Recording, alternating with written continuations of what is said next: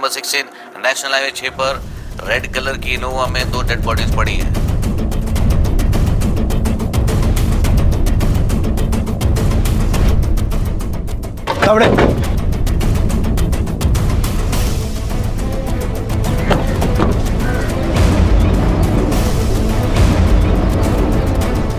Sir गाड़ी में 2 bodies है। इसके गले पर वार किया गया है और इसके पेट में। हो सकता है मर्डर वेपन चाकू या उस्तरे जैसी कोई चीज हो। चारों तरफ ध्यान से देखो और उनकी गाड़ी और बॉडीज भी चेक करो। हो सकता है इनका आईडी कार्ड या मोबाइल या कुछ पर्स वगैरह मिल जाए। Okay sir. सर ये तो जिंदा है। इसे गाड़ी से बाहर निकालो, हॉस्पिटल भेजो फटाफट।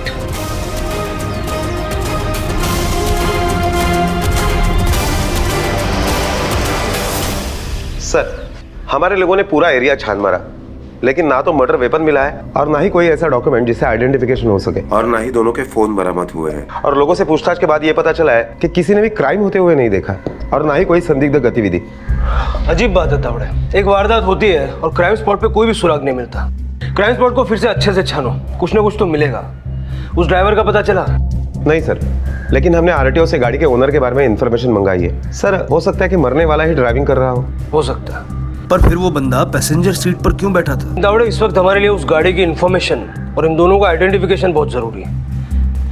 उस औरत को होश आया? नहीं सर, उसकी हालत काफी गंभीर है। तावड़े उस औरत के गले पर जो चेन खींचने से पड़ता है वैसा निशान था।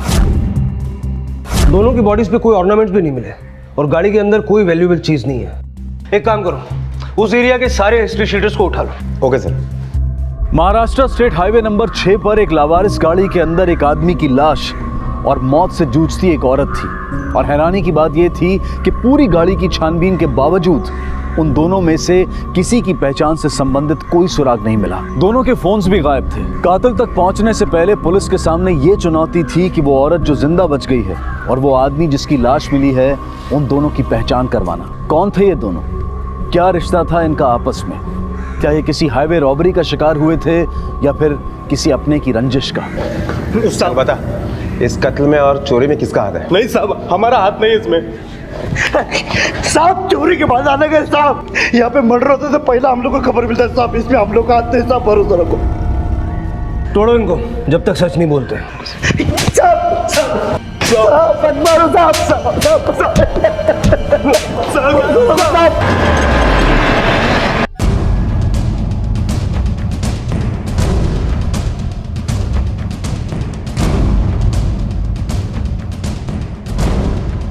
डॉक्टर, पेशेंट की कंडीशन अब कैसी है? सर हम अपनी तरफ से पूरी कोशिश कर रहे हैं, लेकिन घाव काफ़ी गहरा है और रिकवर होने में थोड़ा टाइम लगेगा। इससे होश कब तक आएगा? 2 दिन तो लगेंगे होश में आने में। कोई भी इससे मिलने आए या इसके बारे में पूछताछ करे तो आप सबसे पहले हमें इन्फॉर्म कीजिए। Sure sir. हेलो, हाँ पुलिस स्टेशन डिटेल्स भेज देना। सर आरटीओ से खबर मिल गई है, उस गाड़ी के ओनर का पता चल गया है। उसका नाम जयप्रकाश शर्मा है और वो जय हिंद टूर्स एंड ट्रैवल्स नाम की कंपनी चलाता है।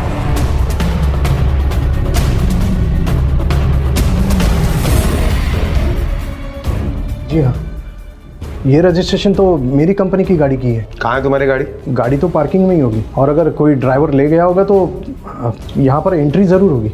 1 मिनट मैं देखता हूँ। हाँ सर, गाड़ी तो पार्किंग में ही है। दिखाओ।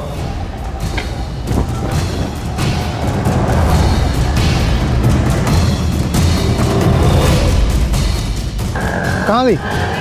सर गाड़ी तो यहीं होनी चाहिए थी। तुम्हारी गाड़ी इस वक्त हमारे पुलिस स्टेशन में है। उसमें एक आदमी की लाश मिली है और एक औरत जख्मी हालत में मिली है। कौन से ड्राइवर को लेके भेजा था वो गाड़ी? रजिस्टर में कोई एंट्री नहीं थी तो मुझे लगा यहीं पर होगी गाड़ी। हमारे मुताबिक तो गाड़ी कहीं गई नहीं। इसे जानते हो?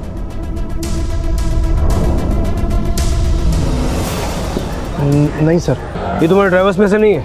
नहीं सर। मुझे 1 घंटे के अंदर तुम्हारे सारे ड्राइवर्स पुलिस स्टेशन में चाहिए और तुम भी।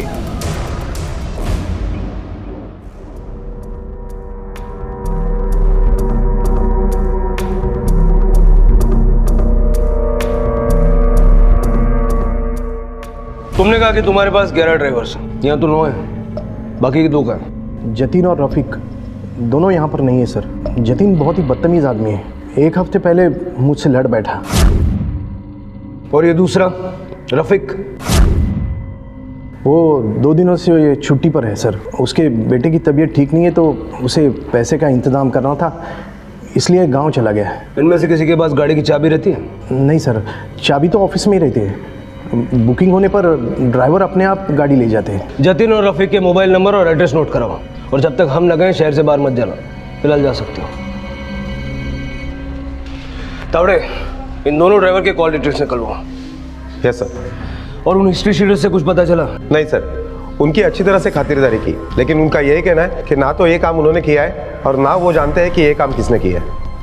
तावड़े, कहीं ऐसा तो नहीं कि ये सिर्फ चोरी और कत्ल का मामला ना हो, शायद कुछ और भी हो सकता है। अरे साला, दरवाजा तोड़ेगा क्या? इतनी रात में कोई किसी घर पे आता है क्या? अरे यार रुको रुको। जतिन तू है ना? मैं हूँ साहब। क्या हुआ? जैन ट्रैवलिंग कंपनी में तू ही ड्राइवर का काम करता है ना? हाँ साहब, पर जयप्रकाश साहब ने जो कंप्लेंट किया ना साहब, एकदम गलत किया है। मैंने कुछ नहीं किया साहब, कोई घपला नहीं किया। अपन बच्चे की कसम खा के बोलता है साहब। कल दोपहर से अब तक कहाँ था तू? पूरा दिन घर पे ही थे साहब। शाम को मैं बाहर गया था, पड़ोस में मेरा दोस्त लोग रहता साहब, उसके साथ पत्ते खेल रहा था मैं। कितने बजे तक पत्ते खेल रहा था? रात के 2-3 बजे तक साहब। उसके बाद मैं सीधा अपने घर पे आया। इन दोनों को जानता है? कौन है साहब ये लोग? ठीक तरह से देख कर बता। नहीं जानता साहब इन लोगों को कौन है ये। बगैर हमारे परमिशन के शहर से बाहर मत जाना, समझे? और साहब चला। अरे चुप करा, इससे बच्चा भी नहीं संभलता तेरे से क्या? जतिन अपने ही साथ था साहब। इनका रोज का ही ऐसा, देर रात तक पत्ते खेलते हैं।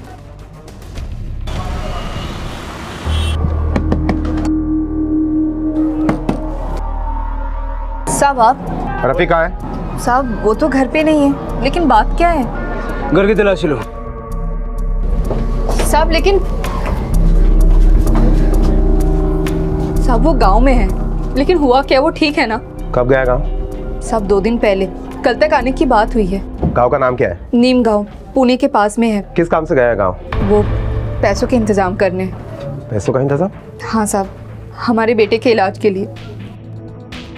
अल्लाह के वास्ते साहब बताइए बात क्या है, मेरा दिल बैठा जा रहा है। पहले तुम ये बताओ कि उसका फोन क्यों नहीं लग रहा है? साहब वो उनका फ़ोन ठीक नहीं है, कभी चलता है कभी नहीं चलता है। जिसके पास गया उसका नंबर दो। साहब गांव में तो हमारा कोई भी नहीं है। हाँ बस एक छोटी सी ज़मीन है, उसे ही बेचने के वास्ते गए हैं। तस्वीर है उसकी?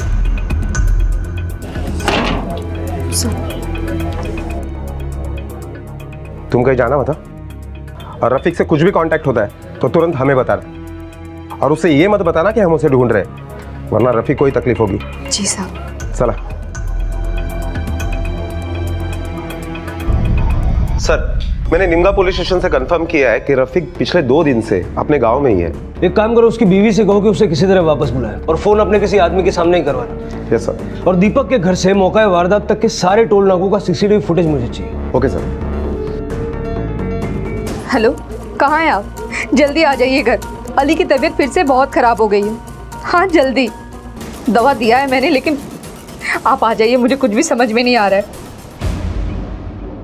गाड़ी तो यही है, लेकिन ड्राइवर का चेहरा ठीक से नजर नहीं आ रहा है। जरा ध्यान से देखो, पहचान सकते हो क्या? नहीं साहब। चलो पॉज करो। तावड़े ये देखो, ड्राइवर के पीछे के हाथ किसका है? सर इस हाथ में चूड़ियां, मतलब ये लड़की है, लेकिन जिस लड़की को चाकू मारा गया था वो तो दूसरी तरफ बैठी थी। एग्जैक्टली। इसका मतलब है कि अब ये ड्राइवर और ये पीछे सीट पे बैठी हुई लड़की, इन दोनों मिसिंग है। सर, रफ़ीक आपसे मिलने आया है। मेरा नाम रफ़ीक है साहब, मुझे आपसे मिलने को कहा था। मेरी वाइफ ने कहा कि आप लोग मुझे ढूंढ रहे थे। क्या हुआ साहब? तुम ड्यूटी पर क्यों नहीं गए थे? मैं गाँव गया था साहब, मुझे पैसों की ज़रूरत थी। ये गाड़ी तुम चला रहे थे? नहीं साहब। इन दोनों को जानते हो? नहीं साहब। हेलो। ओके सर, एक अर्जेंट न्यूज़ है।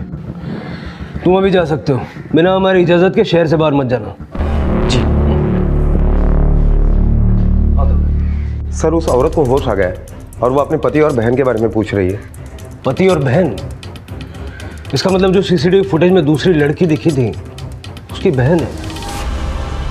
दीपक, कुछ नहीं, एक्चुअली मेरा सर दर्द हो रहा है। मेरे जोक इतने बुरे थे क्या? अल्पा, आप ना सर दर्द की गोली ले लो और मेरे जोक को बर्दाश्त करो। तावड़े, मर्डर वेपन का कोई सुराग मिला? नहीं सर। एक काम करो, पूरे इलाके में एक गुमशुदा लड़की के लिए अलर्ट जारी कर दो। ओके।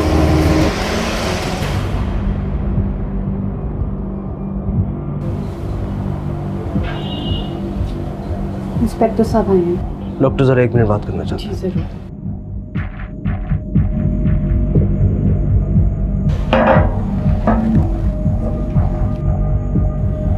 मेरे पति दीपक, मेरी छोटी बहन अल्पा, वो लोग कहाँ हैं?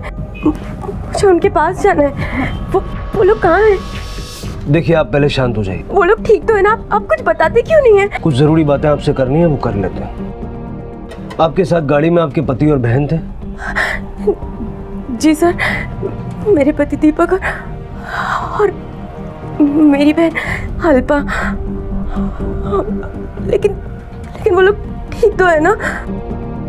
देखिए, आप हौसला रखिए, अपने आप को संभालिए। आपके पति अब इस दुनिया में नहीं रहे।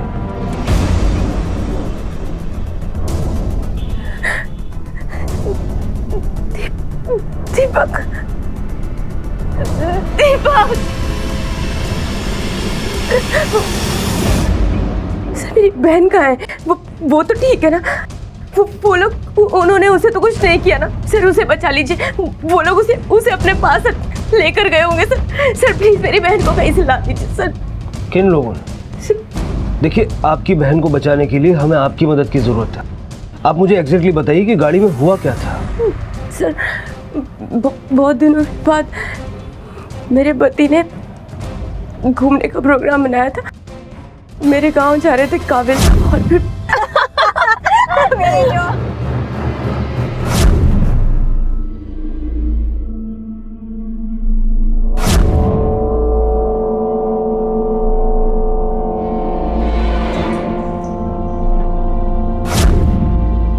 अचानक कार खराब हो गई और हाईवे पर रुकना पड़ा।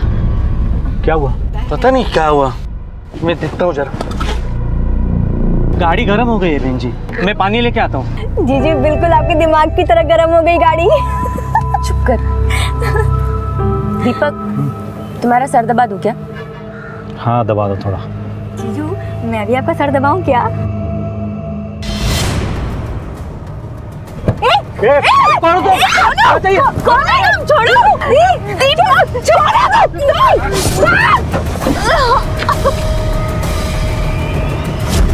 सर मेरी बहन को बचा लीजिए सर। उसे कुछ भी करके बचा लीजिए प्लीज। देखिए, आप चिंता मत कीजिए, हम आपकी बहन को ढूंढ लेंगे। आपने उन 2 लोगों में से किसी की शक्ल देखी थी? नहीं सर, उन लोग के चेहरे ढके हुए थे और सब कुछ इतनी जल्दीबाजी में हुआ कि कुछ नहीं पता। मेरी बहन को बचा लीजिए सर। आपके पास आपकी बहन की कोई फोटो है? घर पे होगी। जो ड्राइवर आपको ले जा रहा था उसे आप पहचानती हैं? नहीं सर, गाड़ी मेरे पति ने हायर की थी और वो उनकी पहचान का ही था। उसका नाम रफीक था। क्या हुआ? गाड़ी गर्म हो गई है बहन जी, मैं पानी लेके आता हूँ।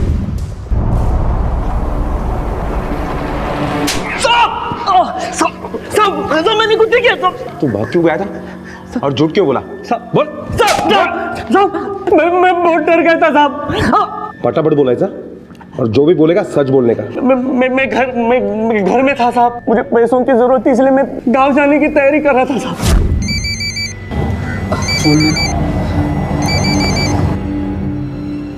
नमस्ते दीपक साहब। रफीक यार, गाड़ी चाहिए। साहब मैं गांव जा रहा हूँ। रफीक यार, काबिल गावी जाना है, रात तक वापस आ जाएंगे। लेकिन साहब। रफीक यार प्लीज मना मत कर, बहुत जरूरी काम है। ठीक है मैं आता हूँ। अल्लाह कसम साहब, मैंने कुछ नहीं किया, मैंने किसी की जान नहीं की साहब। मुझे पैसों की जरूरत थी, इसलिए मैंने सोचा कि गांव एक दिन देर से चला जाऊंगा। वैसे भी दीपक साहब बहुत दिलदार इंसान थे, वो अलग से काफी पैसे देते थे मुझे। फिर तूने वहां से गाड़ी उठाई, वहां तेरी एंट्री क्यों नहीं? अब मैं ऑफिस गया था तब ऑफिस खुला नहीं था साहब। मेरे पास एक डुप्लीकेट चाबी थी जो मैंने बनवा ली थी। मैंने सोचा कि मालिक को पता लगा तो ठीक, वरना सारा पैसा मुझे मिल जाएगा और कमीशन भी नहीं देना पड़ेगा। तो इस तरह तूने दीपक, आभा और उसकी बहन को गाड़ी में बिठाया, रास्ते में दीपक का खून किया, आभा की जान लेने की कोशिश की, उनको लूटा और उसकी बहन को गायब कर दिया। कहाँ रखा है उसकी बहन को? क्या किया उसके साथ? बोल! नहीं साहब, मैंने कुछ नहीं किया साहब, कसम से मैंने कुछ नहीं किया साहब। साहब हम हाईवे पे थे, एक दूसरे के साथ सब लोग अच्छी तरह से बात कर रहे थे साहब, सिर्फ दीपक साहब थोड़े चुप थे साहब। अल्पा प्लीज। जीजू आप चुपचाप क्यों बैठे हो? क्या हुआ, मेरे जोक्स बहुत पकाऊ थे क्या? अरे कुछ नहीं, एक्चुअली मेरा सर दर्द हो रहा है। क्या हुआ? मैं जरा जाके आता हूँ। साहब मैं हल्का होने के लिए झाड़ी की तरफ बढ़ा, उतने में मुझे एक आदमी के चीखने की आवाज़ सुनाई दी। मुझे लगा होगा कोई, फिर एक औरत की चीखने की आवाज़ सुनाई दी साहब मुझे। मैं फौरन वहाँ से भागकर गाड़ी के पास गया और मैंने देखा तो दीपक साहब के गले से खून बह रहा था और मैडम के पेट से। ये सब देखकर मैं बहुत डर गया साहब और मैं सीधा भागते हुए घर चला गया साहब। मेरी गलती सिर्फ इतनी थी कि मैंने बिना पूछे गाड़ी ली थी साहब। छोड़ दीजिए साहब, छोड़ दीजिए मुझे। मैं गाँव नहीं गया तो मेरे बच्चे का इलाज रुक जाएगा साहब। अंदर डालो इसको। साहब मैंने कुछ नहीं किया साहब, साहब मैंने कुछ नहीं किया साहब। बच्चे का नाम अली है, बहुत ही गरीब परिवार से, उसकी किडनी में प्रॉब्लम है। अगर आपकी एनजीओ उसके इलाज का खर्चा उठाएगी तो बच्चे की ज़िंदगी बच जाएगी। उसकी सारी डिटेल्स हम आपको प्रोवाइड करते हैं। सर अब चिंता मत कीजिए, इस बच्चे का इलाज का खर्चा हमारी एनजीओ उठाएगी। Thank you.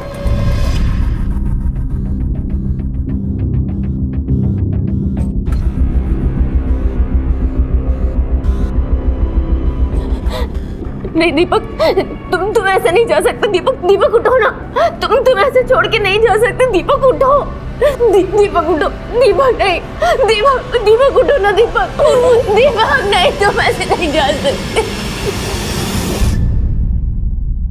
सर, दीपक के पोस्टमार्टम रिपोर्ट से पता चल रहा है कि उसके गले पर एक ही वार किया गया है, वो भी किसी तेज धार वाले चाकू से, और आभा के पेट में भी इसी तरह से वार किया गया है, लेकिन अब तक मर्डर वेपन बरामद नहीं हुआ है। तावड़े रफीक ने कहा कि उसने गाड़ी हल्का होने के लिए रोकी थी। मैं जरा जाके आता हूँ। जबकि आभा ने ये कहा कि गाड़ी खराब होने की वजह से रुकी। अचानक कार खराब हो गई और गाड़ी गर्म हो गई है बहन जी, मैं पानी लेके आता हूँ। इन दोनों में से कोई तो झूठ बोल रहा है। सर, रफीक के बारे में हमने सारी इन्फॉर्मेशन निकाली, उसके पड़ोसियों से, रिश्तेदारों से, दोस्तों से पूछताछ की। सभी का कहना यही है कि रफीक एकदम शरीफ आदमी है और अपने परिवार से काफी प्यार भी करता है।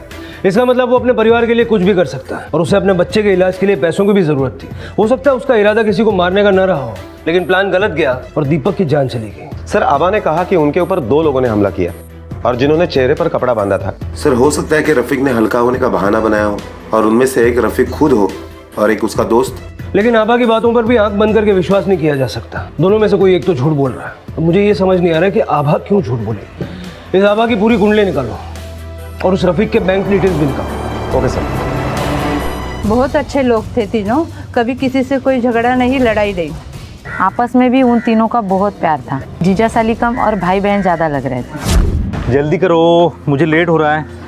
तैयार हो रही थी मैं। तुम्हें कॉलेज छोड़ के मुझे ऑफिस भी जाना है। हाँ। चलो, रोज लेट कराती है तू मुझे। सर सिर्फ 2 साल पहले यहाँ रहते थे, गणपति की पूजा में सबसे आगे रहते थे, मानो कई सालों से रह रहे। आभा तो पूजा पाठ वाली लड़की थी। दोनों बहनें जान देती थी एक दूसरे पे, बहुत प्यार था उन दोनों बहनों में। देख, हम फिर से पूछ रहे हैं, सच सच बता, दीपक, आभा और उसकी छोटी बहन, इन तीनों के बीच में कोई झगड़ा, कोई बहस, कुछ भी हुआ था? नहीं साहब, मैं वही आपको बता रहा हूँ कब से कि वो अच्छे से बात कर रहे थे एक दूसरे के साथ। कभी कभी वो हंसी मजाक भी कर रहे थे। साहब मैंने कुछ नहीं किया। सर, आभा, अल्पा और दीपक के बारे में हमने उनके पड़ोसियों से पूछताछ की, लेकिन किसी को भी उनसे कोई प्रॉब्लम नहीं है। अगर इतनी परफेक्ट फैमिली है तो फैमिली में से तो कोई मर्डर नहीं कर सकता। किसी हाईवे रॉबर ने भी ये कांड नहीं कबूला। तावड़े, ऐसा भी हो सकता है कि इस फैमिली का एक ऐसा चेहरा हो जिससे उनके पड़ोसी और हम अब तक अनजान है। अल्पा के बारे में कुछ पता चला? नहीं सर। अगर आभा के स्टेटमेंट पे हम विश्वास कर लें तो जिन्होंने दीपक का खून किया और आभा को मारने की कोशिश की, उन्होंने अल्पा का भी पीछा किया होगा। हो सकता है कि उन्होंने अल्पा को पकड़ लिया हो और जान से मार दिया हो। एक काम करो, आसपास के सारे पुलिस स्टेशन में पता करो, 21 साल की लड़की की अनआइडेंटिफाइड लाश किसी को मिली है क्या? Okay sir. आपने अपने स्टेटमेंट में बताया कि आप सब गांव जा रहे थे। काबिल हुआ, कौन रहता वहाँ आपका? जी कोई भी नहीं, जब मैं और अल्पा छोटे थे तभी हमारे माँ बाप गुजर गए थे। मेरी ज़िंदगी में सिर्फ मेरे पति दीपक और मेरी छोटी बहन अल्पा, बस यही दोनों थे। लेकिन अब वो दोनों भी। लीजिए।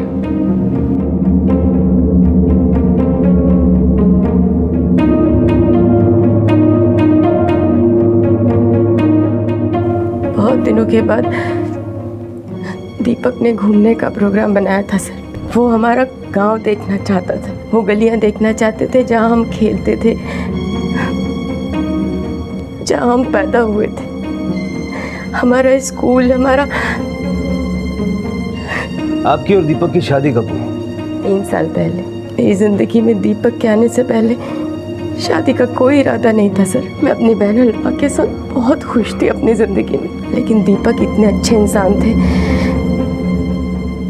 कि मुझे अपना फैसला बदलना पड़ा। दीपक जितना प्यार मुझसे करते थे उतना ही ख्याल मेरी बहन अल्पा का रखते थे। लेकिन अब सब कुछ खत्म हो गया।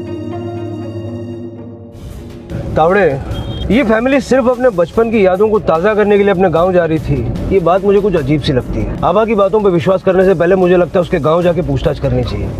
हमें आज ही काबिल गांव जाने के लिए निकलना होगा।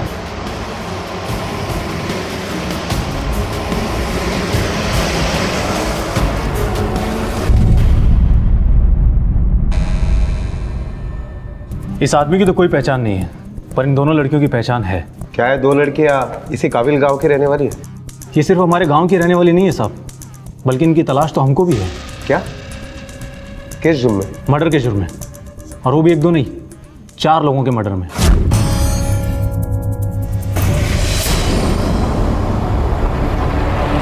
काबिल गांव की पुलिस के इस खुलासे ने थाने पुलिस को असमंजस में डाल दिया था। पुलिस अब तक आभा को एक विक्टिम मानकर चल रही थी, लेकिन ये जानकारी चौंका देने वाली थी कि आभा और अल्पा 4 साल पुराने कत्ल के जुर्म में फरार हैं। पुलिस को अब इस केस को बिल्कुल अलग नजरिए से देखना पड़ रहा था। आभा ने अपने माँ बाप के बारे में पुलिस से झूठ बोला था, और जैसे जैसे इन्वेस्टिगेशन आगे बढ़ रही थी, आभा एक विक्टिम की बजाय गुनहगार लगने लगी थी। मुझे इन दोनों का मुंह भी नहीं देखना है साहब। ये लोग 4 साल पहले मर चुके हैं हमारे लिए। अरे बाबा, फेंक दो इन मनुष्य की तस्वीर। क्या देख रहे हो आप इसको? हाँ? फेंक दो उन्हें। उछल उछल उछल ना। जितना पूछा गया उतने जवाब दे, समझा ना?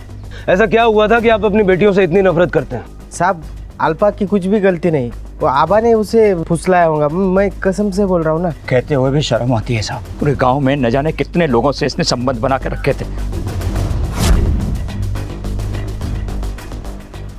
साहब, जब मुझे पहली बार मालूम पड़ा था मैंने विश्वास नहीं किया था। वज्रेश्वर, काय बोलते तू? अरे वो मेरी बेटी है।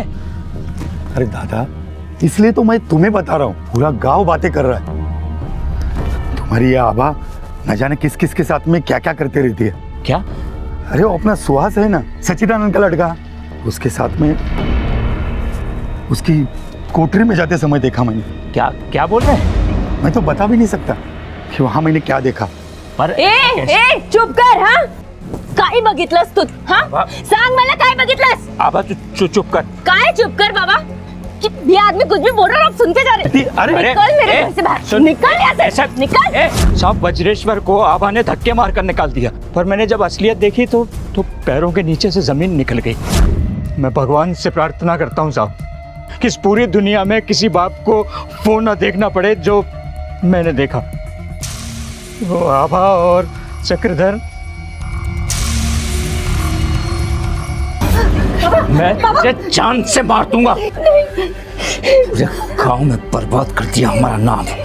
साहब, मैंने सोचा कि वो अपनी हरकतों से बाज आ जाएगी, पर मेरे थप्पड़ का भी कोई असर ही नहीं हुआ उसके ऊपर। साहब, उसके इन हरकतों की वजह से पूरे गांव में बदनामी हो रही थी हमारी। फिर एक दिन सरपंच जी का बुलावा आया। देखो भाइयों, नंदकिशोर की बेटे आभा का कहना है कि दीप नारायण के बेटे उल्लास ने उसके साथ बलात्कार करने की कोशिश की है, लेकिन पूरा गांव जानता है उल्लास की उम्र ही क्या है। इस लड़की से कम 4 साल छोटा है, लेकिन जो भी इस बात से सहमत है कि लड़की सच बोल रही है, अपनी अपनी मंजूरी दे दे। उल्लास तो एक बच्चा है, इस लड़की का ही चरित्र खराब है। उस दिन गोवर्धन के बेटे के साथ देखी गई थी। मैंने तो नंद किशोर भाई को समझाया भी था, पर ये उल्टा मेरे ऊपर ही भड़क गए। इस लड़की का कहना है कि इसके साथ बलात्कार हुआ है। ये कहने के बराबर है जैसे किसी ने कीचड़ को गंदा कर दिया हो। अरे इसने तो अपनी बहन को भी सिखा रखा है। उस दिन इसकी बहन मेरे घर पुलिस लेके आ गई और कहने लगी मेरे बेटे दिलीप ने इसकी बहन के साथ बलात्कार किया है। लेकिन इसके साथ करे क्या? सरपंच जी, इसके पूरे परिवार को गांव से बाहर निकाल दिया जाए। हुक्का पानी बंद कर दो इस परिवार का। सरपंच जी ऐसा मत करिए, हम कहाँ जाएंगे हम? अरे ये तो अपनी बेटी को शिक्षा देने से पहले सोचना था नंदू। सरपंच जी थोड़ा सा समय दे दीजिए, मैं अपनी बेटी को किसी दूसरे गांव में छोड़ाऊंगा।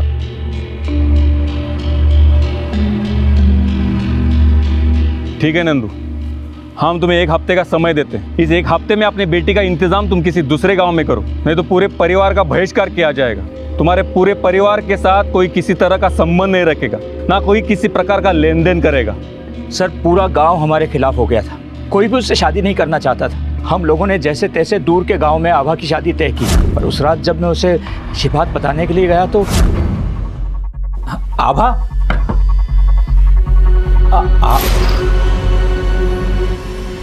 सर हमें उसके जाने का बिल्कुल दुख नहीं था।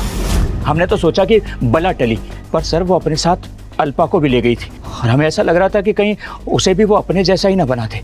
जाते जाते उन 4 लोगों का कत्ल करके चले गए जिसके साथ उसके नाजायज संबंध थे।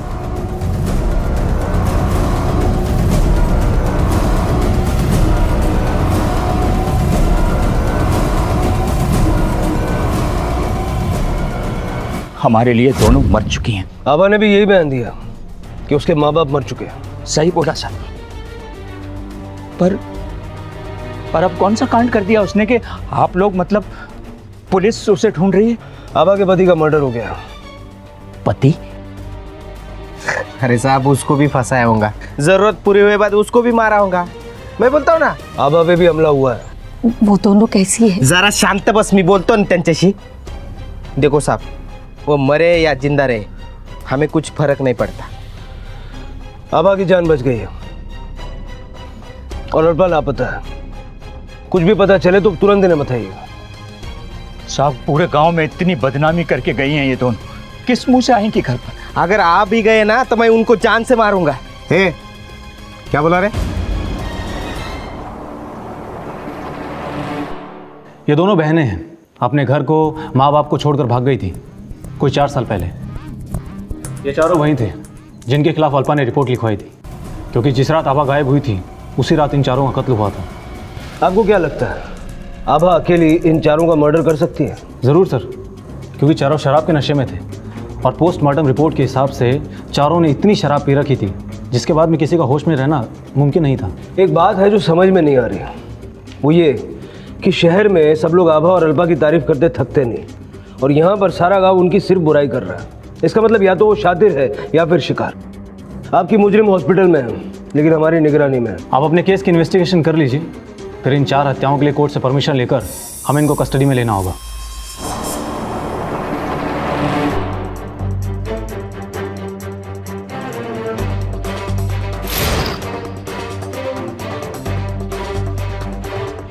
सुनो सिस्टर, ये पेशेंट का है। सर वो बाथरूम गई है।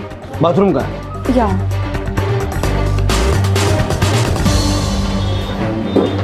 लॉक कीजिए।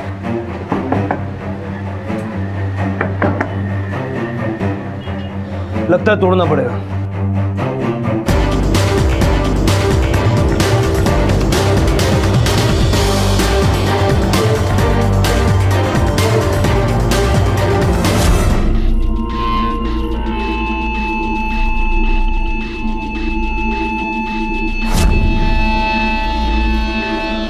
सर हमने आभा की फोटो हर police station, bus stop, railway station, patrolling team हर जगह सर्कुलेट कर दी है। अब उसका छुपना मुश्किल है। मगर तावड़े सवाल ये उठता है कि अगर काबिल गांव में उसने 4 लोगों को मारा था तो फिर वो काबिल गांव क्यों जा रही थी? उसे तो पता ही होगा कि वहां की पुलिस उसकी तलाश में है। सर हो सकता है कि वो झूठ बोल रही हो और काबिल गांव जा ही नहीं रही हो। मगर ड्राइवर रफीक ने भी तो हमसे यही कहा कि वो लोग काबिल गांव जा रहे थे। मैंने बताया ना साहब आपको कि दीपक साहब मेरे पुराने कस्टमर थे, उन्होंने मुझे काबिल गांव जाने के लिए ही बुक किया था। सवाल ये उठता है कि आभा की बातों में कितनी सच्चाई है। सर टैक्सी दीपक ने बुक की थी।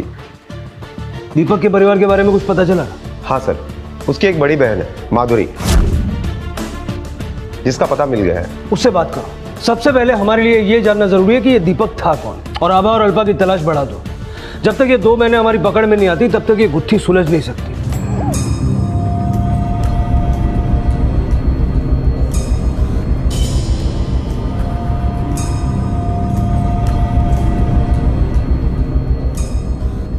मतलब क्या क्या? और?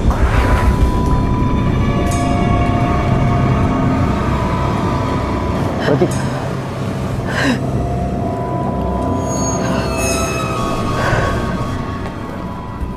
दीदी, हाँ आप ठीक हो ना?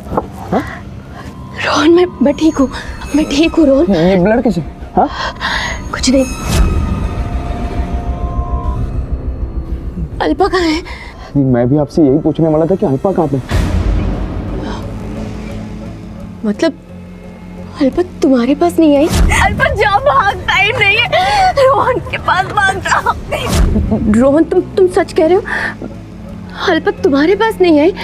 दीदी मैं झूठ क्यों बोलूं? मैं नहीं झूठ बोल रहा हूँ। चलो आपको डॉक्टर के पास जाना चाहिए, बहुत ब्लड जा रहा है। मुझे कहीं नहीं जाना है, मुझे कहीं नहीं जाना है। अल्पा कहाँ चली गई? सर हम लोग एक इज्जतदार खानदान से, मेरे पिता टीचर है, मेरी माँ भी। एक दिन दीपक ने मुझे बताया कि उसे एक लड़की से प्यार हो गया। मैं बहुत खुश थी, लेकिन जब उस लड़की की सच्चाई का पता चल गया तो हम सब चौंक गए। कैसी सच्चाई? सर आभा डांस बार में नाचने वाली लड़की थी और बाबा ने साफ इनकार कर दिया इस रिश्ते के लिए। मगर इसमें क्या बुराई है बाबा? बुराई क्या है? अरे बाजार में नाचने वाली लड़की को घर लेके आया है तू और पूछ रहा है बुराई क्या है? बाबा डांस बार में नाचना इसकी मजबूरी थी। ये भी बहुत अच्छे खानदान की लड़की है। अपने माँ बाप के गुजर जाने के बाद अपनी बहन की पढ़ाई लिखाई करने के लिए इसको डांस बार में नाचना पड़ा। देखो, अगर सोशल वर्क ही करना है ना तो डोनेशन देते हैं ना, लेकिन मैं इसे अपने घर की बहू नहीं बनाऊंगा। बाबा ये इसी घर की बहू बनेगी। तो तेरे लिए इस घर के दरवाजे बंद रहेंगे। चल निकल जा। बाबा निकल जा। बाबा चलो आभा। भाई दीपक बेटा रुक। नहीं माँ, नहीं भाई, नहीं मारो, नहीं भाई। सो उस दिन दीपक घर से बाहर गया, वो वापस आया ही नहीं। मैं 2-3 बार उसे मिली थी, उसे समझाने, पर पता नहीं उस नाचने वाली ने दीपक के ऊपर क्या जादू टोना किया कि वो अपने माँ बाप और मुझे भूल चुका था। मुझे पूरा यकीन है उसी ने मेरे भाई को मार दिया होगा। उसे कोई और मिल गया होगा तो मेरे भाई को रास्ते से हटा दिया। ठीक है, फिलहाल आप जाइए। अगर कुछ और जानकारी चाहिए होगी तो दोबारा बुलाएंगे।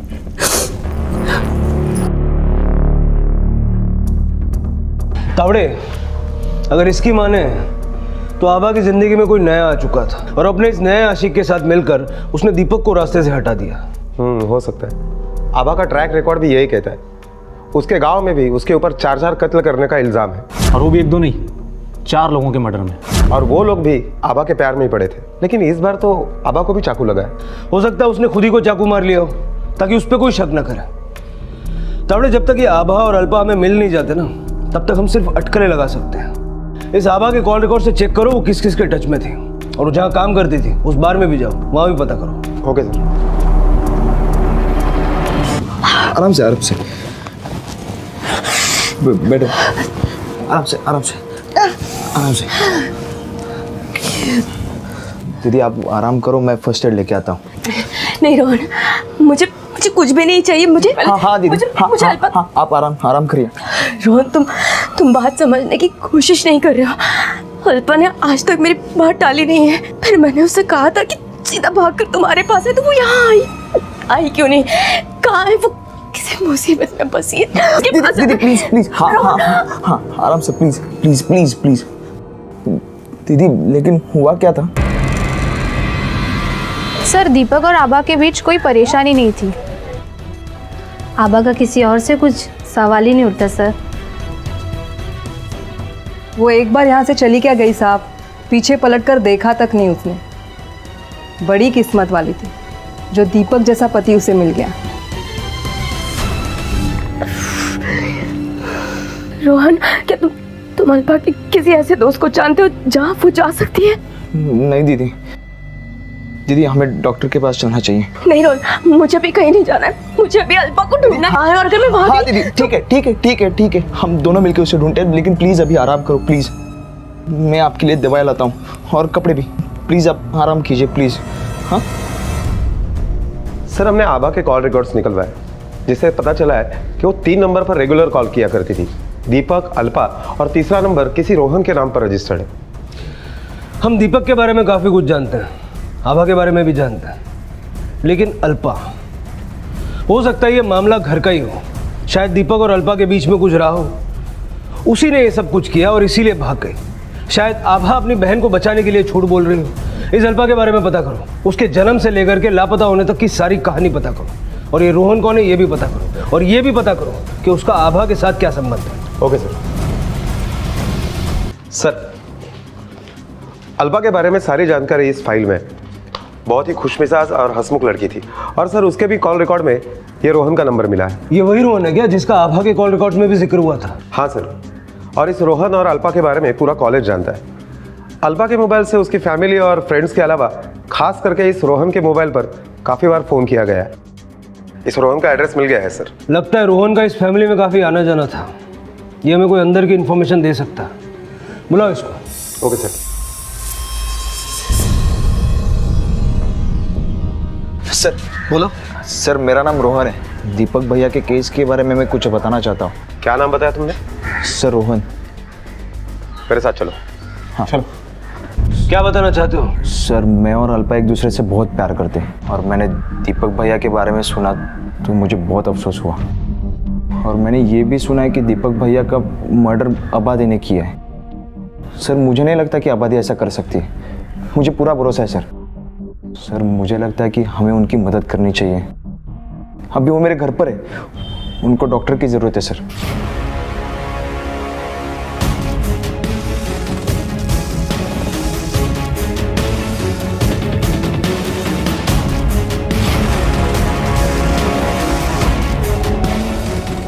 आबा दीदी, आबा दी, आबा दीदी, आबा दीदी, आबा दीदी।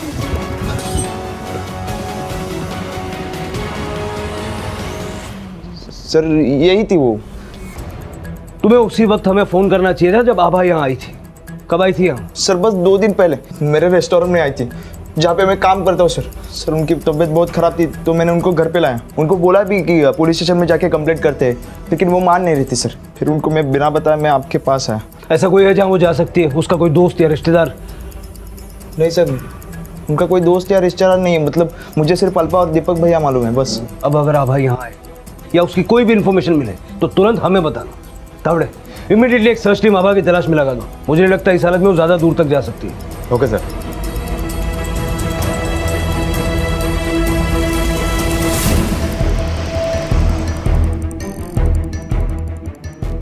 रेस्टोरेंट का ओनर कौन है? हाँ सर मैं हूँ। क्या बात है?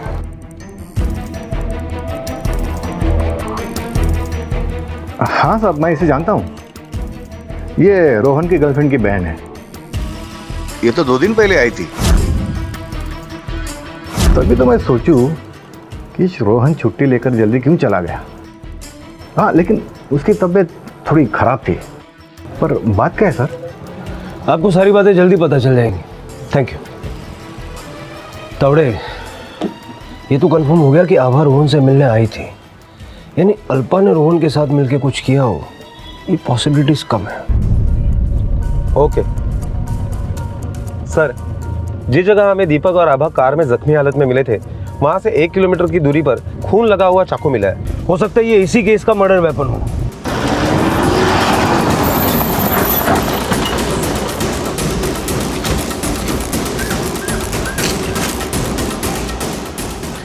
यही है साहब, जैसे मैंने चाकू पे खून का दाग देखा वैसे 100 पर फोन कर दिया। आपने चाकू को छुआ तो नहीं? नहीं साहब, हाथ नहीं लगाया। पाटिल सर, एविडेंस बॅग मध्ये घ्या आणि फॉरेन्सिकला पाठवा। Okay sir. दीपक के कत्ल को 1 हफ्ते से ऊपर हो चुका था। पुलिस की तफ्तीश में अब तक जो भी सुराग और गवाह सामने आए थे, वो हर बार केस की दिशा बदल रहे थे। ये केस पुलिस के लिए बेहद चुनौतीपूर्ण था अपराध यहाँ थाने में हुआ था, लेकिन इसकी जड़ें अमरावती तक फैली हुई थी। और तो और अब उन्हें एक ऐसे केस के बारे में भी पता चल चुका था जहां इल्जाम आभा और अल्पा पर था। इन सारे सवालों के जवाब सिर्फ आभा और अल्पा के पास ही थे, लेकिन इन दोनों में से किसी का कुछ पता नहीं चल रहा था। पुलिस की हर थ्योरी नाकाम साबित हो रही थी और तभी अचानक एक ऐसा गवाह सामने आया जिसने एक बार फिर इस केस का सारा ढांचा ही पलट दिया। सर, काबिल गांव से एक आदमी आया है, आपसे मिलना चाहता है, आभा के बारे में कुछ बोलना चाहता है। बैठो। क्या नाम है तुम्हारा? मेरा नाम इमरोज़ है। मैं काबिल गांव का रहने वाला हूँ। दरअसल जब आप लोग गांव आए थे तो मैं गांव में नहीं था। फिर आभा के बारे में पता चला तो मैं यहाँ आया। क्या बताना चाहते हो आभा के बारे में?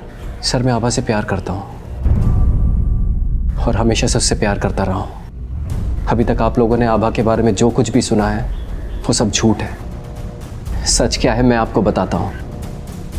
बस मेरी आप लोगों से इतनी गुजारिश है कि मेरी आभा को ढूंढ निकालिए, क्योंकि वो कितनी भी हिम्मत वाली क्यों ना हो, इस वक्त शायद अकेली होगी। आखिर आभा कहाँ गायब हुई थी? पुलिस की तहकीकात में उन्हें आभा कभी विक्टिम तो कभी मुजरिम लग रही थी।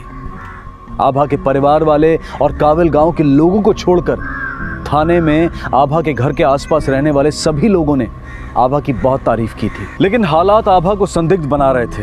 उसका पुलिस से झूठ बोलना, हॉस्पिटल से भाग जाना, सब उसके खिलाफ जा रहा था। और तब इमरोज सामने आया, काबिल गांव का एकमात्र ऐसा शख्स जिसने ये कहा कि आभा की सच्चाई वो नहीं है जो गांव वालों और उसके परिवार ने बताई है।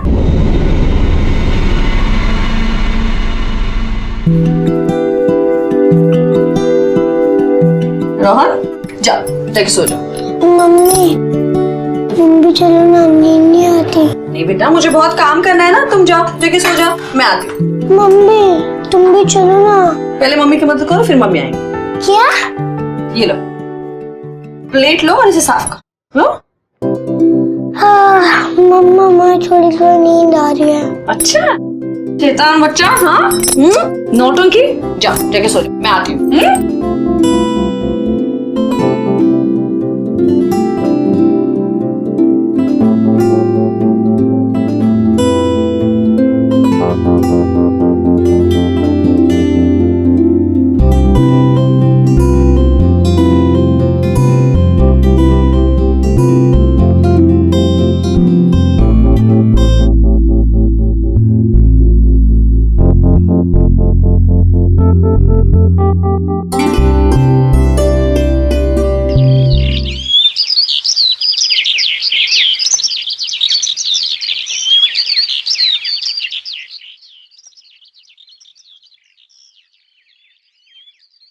मम्मा, मम्मा,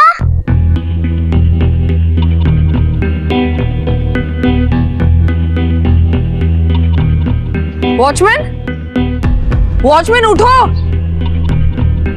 कभी नहीं सुधरना इन लोगों को। मम्मा,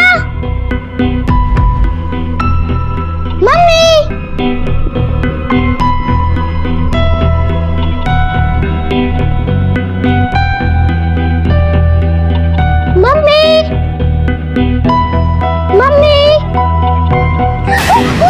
देखो, तुमसे जो कहा गया ना वो चुपचाप कर लो, वरना जान से जाऊंगी। हाँ, कौन हो तुम? किसे भेजा तुम्हें? देखो, मैं कौन हूँ ये जानने की जरूरत नहीं है। कौन हो तुम? कौन हो तुम?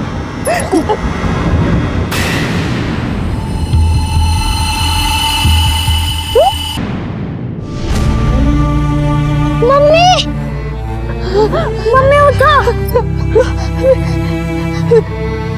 मम्मी, मम्मी, मम्मी, मम्मी उठो ना।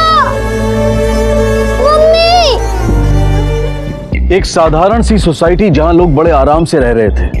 उनके रोजमर्रा का जीवन बड़ी ही सरलता और सादगी से चल रहा था, लेकिन एक असाधारण और अचानक हुए अपराध ने इनकी सोच, इनके नजरिए और इनके जीवन के दृश्य को ही बदल कर रख दिया, जिसका किसी को अंदाजा तक नहीं था। इस सनसनीखेज हत्या ने सबको हिलाकर रख दिया। लोगों के मन में अपनी सुरक्षा को लेकर आशंकाएं बढ़ गईं। हटो, पिछड़ी पिछड़ी।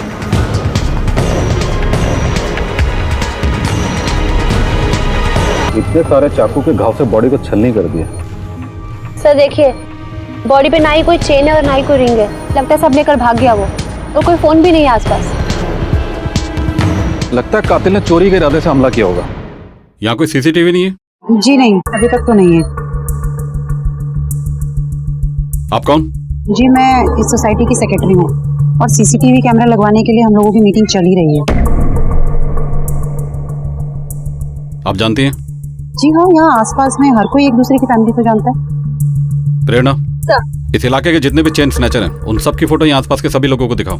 हो सकता है कातिल को किसी ने आते जाते जरूर देखा हो। सर इस बच्चे ने बॉडी को देखा है, किसी औरत का बेटा है। बेटा क्या नाम है आपका? रोहन। आप कौन? ये रोहन का बाबा है। मैं रोहन की काकी हूँ और ये काका है।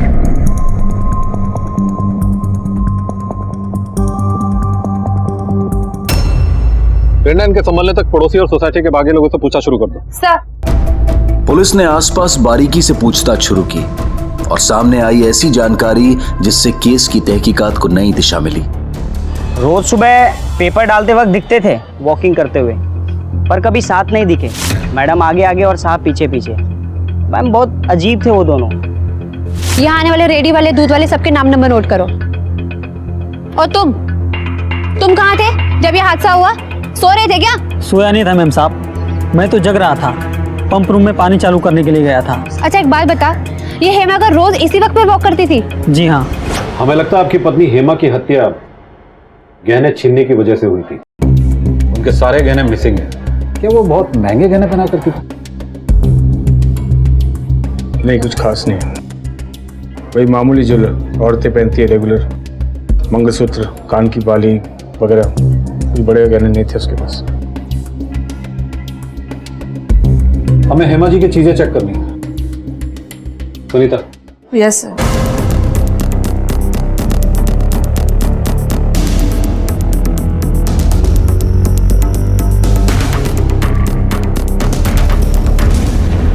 बेटा रोहन, यहाँ आइए। आओ बेटा, यहाँ बैठो। बेटा जब आप मम्मी के पास पहुंचे तो वहां आपने क्या देखा?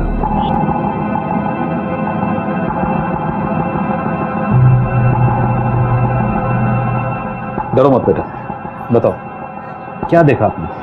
वहां कोई था? प्लीज अब बच्चे से तो ऐसे उल्टे सीधे सवाल मत पूछिए। आपका बच्चा ही एकमात्र गवाह है, पूछना तो पड़ेगा ही। आप देख लीजिए कितने तकलीफ में मेरा बच्चा।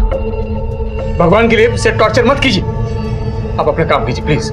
हम अपना काम ही कर रहे हैं। ठीक है, जो कुछ पूछना है मुझसे पूछिए, बच्चे को नहीं। सर अंदर कुछ नहीं मिला। मैम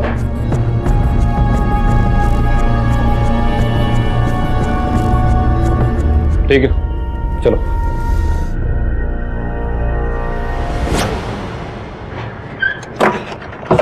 ये प्रहलाद का कैरेक्टर कुछ सस्पिशियस है। ये बच्चा रोहन भले एक आई विटनेस है, लेकिन हम इसके बयान पर निर्भर नहीं रह सकते। और भी एंगल चेक करने होंगे। घर पर भी कुछ नहीं मिला है।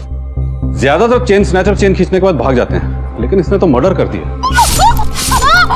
और पोस्टमार्टम के मुताबिक बॉडी पर मल्टीपल स्टैबिंग है। सर हो सकता है हेमा के से पहले छीना झपटी हुई हो, फिर उस पर हमला हुआ, या फिर इस मर्डर को चेन स्नैचिंग की आड़ में छुपाने की कोशिश की जा रही है ताकि हमें गुमराह किया जा सके। सर वॉचमैन एक अहम बात बताइए। क्या?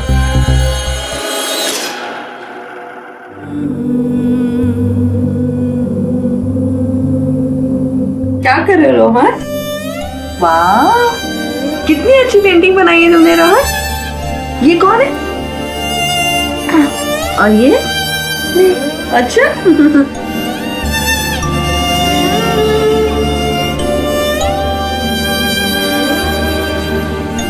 बेटा आज स्कूल मत जाओ। नहीं पापा, मम्मा डांटेगी। देखो बेटा, मम्मा मम्मा मम्मा नहीं है। नहीं मम्मा है। मैं स्कूल जाऊंगा। रोहन सुनो बेटा, रोहन सुनो मेरी बात सुनो। देखो जिद नहीं करते, देखो बेटा मेरी बात सुनो, मेरी बात सुनो। रोहन चुप। नहीं नहीं पापा नहीं, बैठो। एक बार बोला ना बैठो। नहीं पापा स्कूल जाना है। पापा नहीं, पापा मैं स्कूल जाऊंगा। पापा स्कूल जाना है। पापा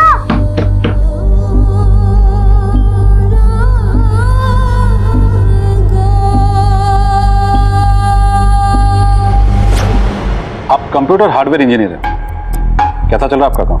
छोटा सा काम है सर, बस चल रहा है। आप क्या जानना चाहते हैं सर? आप रोजाना अपनी पत्नी हेमा के साथ मॉर्निंग वॉक पे जाया करते थे, लेकिन कल नहीं गए, क्यों? कल ही आप उसके साथ वॉक पर नहीं गए और कल ही हेमा पर हमला हुआ। ये कोई महज इत्तेफाक तो नहीं हो सकता। हेमा पर जब हमला हुआ उस वक्त आप कहाँ थे? मैं घर पर था, तबीयत ठीक नहीं थी, सर में दर्द था। आपका बेटा रोहन कैसा है? अभी किसके साथ? ओ, जब हेमा थी तो सब ठीक था उसके साथ, लेकिन आज अजीब सा हरकतें कर रहा था। मैं उसको कमरे में बंद करके आया हूँ। क्या करूं मैं, बताइए। आपका अपनी पत्नी और बेटे के साथ रिश्ता कैसा था? देखिए सर, मैंने मजबूरी में अपने बच्चे को घर पर छोड़ा हुआ है, जानबूझकर नहीं। मैं कमीना बाप नहीं हूं सर। इन सब बातों से मुझे और मेरी फैमिली को जज मत कीजिए सर, प्लीज। हम सब साथ में बहुत खुश थे। ये तो हम पता लगा लेंगे आप कितने खुश थे। फिलहाल आप जाइए और रोहन का ख्याल रखिएगा।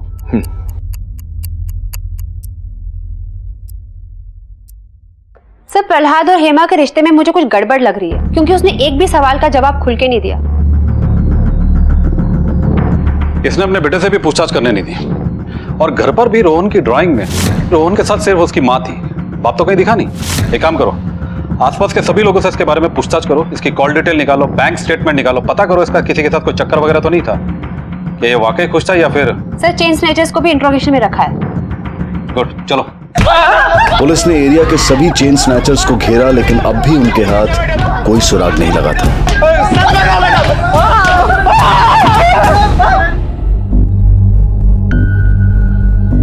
मम्मी, ये तुम येलो सूट में और ये मैं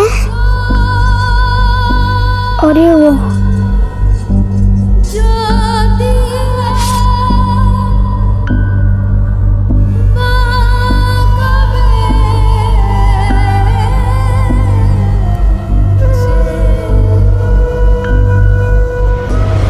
माँ बेटे के खूबसूरत रिश्ते की डोर बच्चे की आंखों के सामने चटक गई। एक बच्चे ने अपनी माँ को बड़ी बेरहमी से अपनी आंखों के सामने मारे जाते हुए देखा था। क्या वो कभी इस दृश्य को भुला पाएगा?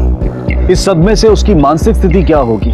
और सबसे बड़ा सवाल कि एक मध्यम वर्गीय परिवार की साधारण सी गृहिणी एक बच्चे की माँ से किसी की क्या दुश्मनी हो सकती है? किसने और क्यों उसे इतनी भयानक मौत दी? आखिर इस मौत के पीछे ऐसा क्या राज है? आज का ये केस एक दर्दनाक मौत से शुरू होकर एक ऐसे अंजाम पर खत्म होता है जो हमारी सोच से भी परे है। मेम साहब, हेमा मेम साहब बहुत अच्छी औरत थी। वो सब लोगों की बहुत मदद करती थी और सोसाइटी में भी सब लोग उनको बहुत प्यार करते थे। लेकिन उसका वो मर्द प्रहलाद एक नंबर का खड़ूस मैडम, इतना झगड़ा करता था मेम साहब से, क्या बताएं हम। ये देखो हमारा पासबुक, अच्छे से देखो कितना पैसा है हमारे अकाउंट में। देखो, अरे महीने भर के खर्चे पूरे नहीं होते हैं, तुम फ्लैट लेने चली हो। तुमसे नहीं होगा ना, तो ठीक है, मैं इंतजाम कर लूंगी। क्यों चुप रहो? नाक में दम करके रखा तुमने। अच्छा, नाक में तो तुमने दम करके रखा है ना, खुद कुछ करते हो ना मुझे कुछ करने देते हो। अरे नहीं होते ना तुम क्या करो, तो राहु दे, मैं करती है ना, मैं कर लूंगी। मैं तुम कुछ नहीं करेगी। अरे मैडम, ये तो रोज की बात है। हवास 2 लीटर दे। किस खुशी में? बहुत पैसे आ गए हैं क्या? घर में छोटा बच्चा है तो दूध तो लगेगा ही ना। हाँ तो रोहन 2 लीटर दूध पीता है क्या?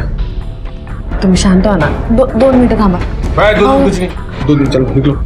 अरे दूध तो घेऊ द्या, आओ आपले बाल दूध लागेल। बस चलो अंदर। हो पण बाळाला दूध लाग। किस मियाँ बीबी के बीच में झगड़े नहीं होते? हाँ, लेकिन हर मियाँ बीवी के बीच में हाथापाई भी तो नहीं हुआ करती ना। आपने तो उसे कई दफा मारा भी है।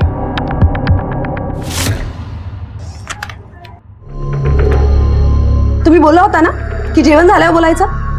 हाँ कर लेंगे ना, मैच का हाईलाइट चल रहा है, उसके बाद कर लेते हैं। बोल दे चल। नहीं दूंगी, पहले बात करेंगे। मुझे घर में पूजा रखनी है, फ्लैट की डील पक्की होने की खुशी में। फिर से फ्लैट की बात?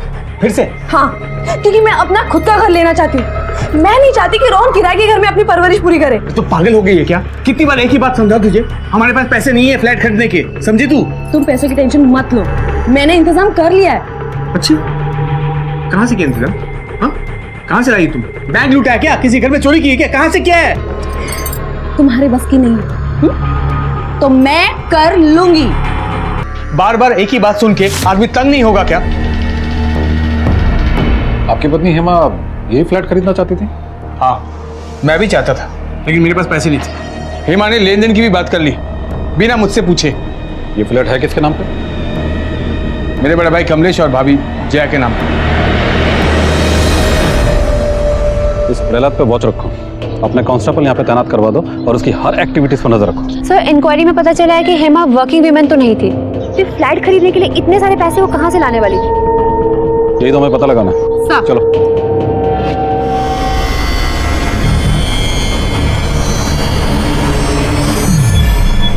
मम्मा, मैं नीचे खेलने के लिए जा रहा हूँ। नहीं नहीं, बिल्कुल नहीं, मैंने मना किया ना, अभी नीचे जाना सेफ नहीं है। मम्मा, तो मैं हेमांटी के आ जाऊँ? नहीं नहीं, वहाँ तो बिल्कुल भी नहीं। पहले आप भी तो कहती थी कि जाओ रोहन के साथ खेलो। बेटा वो तब की बात अलग थी, अभी मैं तुमसे मना कर रही हूँ ना, वहाँ बिल्कुल नहीं जाना है तुम्हें, समझे ना?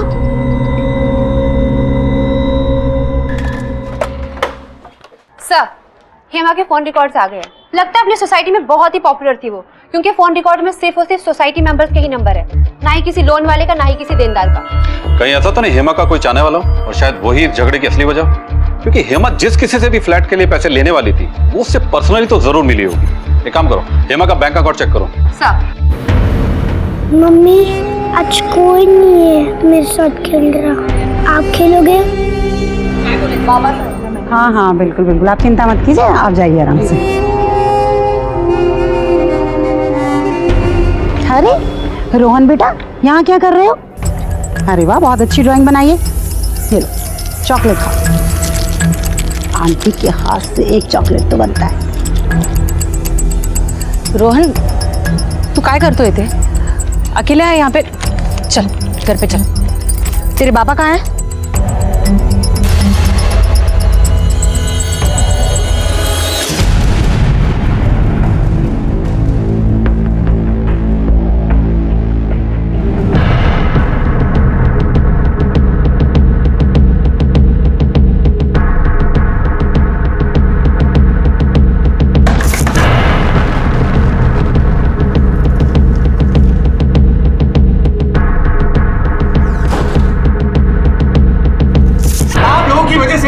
पुलिस मेरे पीछे पड़ी है, पर मुझे तो कुछ मिला नहीं, ऊपर से लफड़ा हो गया। अरे मैं तो बर्बाद हो गया, फंसा दिया आप लोगों ने हमें।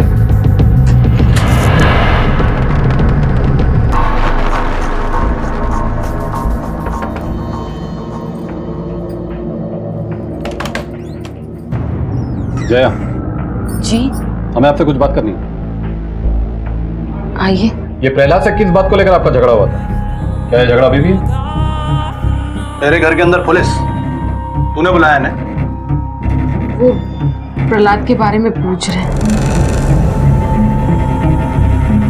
हट इधर।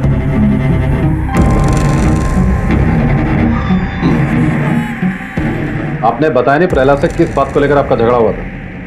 वो एक मिनट, मैं बताता हूँ। अरे जरूरत क्या थी? जरूरत थी, उसने मुझे खुद कहा था। आप लोगों की वजह से आज पुलिस मेरे पीछे पड़ी है। आप लोगों ने मिलकर हिमा को फ्लैट खरीदने के लिए उससे आया। ज्यादा होशियारी मत बता, तेरा भी फायदा था उसमें। पोकट में अच्छा खासा घर मिल रहा था रहने के लिए, पर मुझे तो कुछ मिला नहीं, ऊपर से लफड़ा हो गया। अरे मैं तो बर्बाद हो गया, फंसा दिया आप लोगों ने हमें। तो आपने अपने भाई प्रहलाद को अपना फ्लैट किराए पर दिया था? हाँ, क्यों? भाई को भाड़े पे फ्लैट देना जुर्म है क्या? प्रहलाद आपसे नाराज क्यों था? उसका नाराज होना बनता ही नहीं है साहब, स्वभाव देखा है उसका। वो तो उपकार किया मैंने उसे भाड़े पर फ्लैट देकर। मैं चाहता था उसे घर से नहीं, इलाके से बाहर निकाल देता। कोई ढंग का काम धंधा नहीं करता वो। तो आप अपना फ्लैट प्रहलाद को बेचना चाहते थे? हाँ, तो क्या उसकी बीवी हेमा वो जया के पीछे पड़ी थी कि वो घर हमको बेच दो, हमको बेच दो। मैं बोला ठीक है भाई है, दे देते हैं। क्या आपको पता है कि हेमा फ्लैट कैसे खरीदने वाली थी? मेरा मतलब कहाँ से और कैसे पैसों का इंतजाम करने वाली थी? नहीं, वो मियाँ बीवी का आपसी मामला था, हमने पूछा नहीं। ठीक है, चलो। दरवाजा बंद कर। हेमा के मर्डर का सबसे बड़ा मोटिव प्रहलाद के पास है। प्रहलाद की अपने बड़े भाई कमलेश के साथ बिल्कुल भी जमती नहीं, फिर भी वो उसके दिए गए किराए के फ्लैट में रहता था और हेमा की जिद थी कि प्रहलाद उसी फ्लैट को खरीदे, जिसके लिए उसके पास पैसे नहीं थे। हो सकता है शायद इसी वजह से प्रहलाद ने अपनी बीवी हेमा का कत्ल कर दिया। सर मुझे तो ये केस क्लोज लगता है। प्रहलाद ने ही अपनी बीवी का खून करवाया होगा, इसीलिए तो कल सुबह वो मॉर्निंग वॉक पर भी नहीं गया था। प्रहलाद के खिलाफ केस तो बहुत स्ट्रांग है, फिर भी हमें और सबूत चाहिए।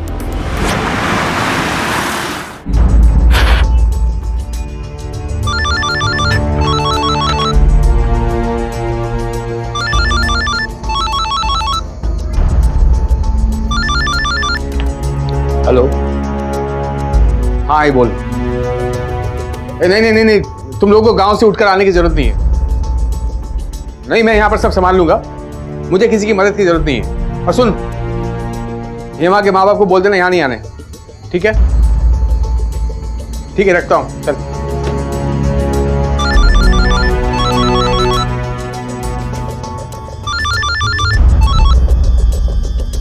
मैं आने बोलता हूँ सर।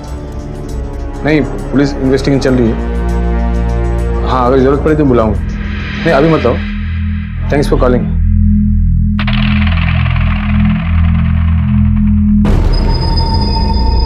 पापा टॉयलेट जाना है। हाँ तो जाना। पापा मुझे डर लगता है, आप भी चलो ना।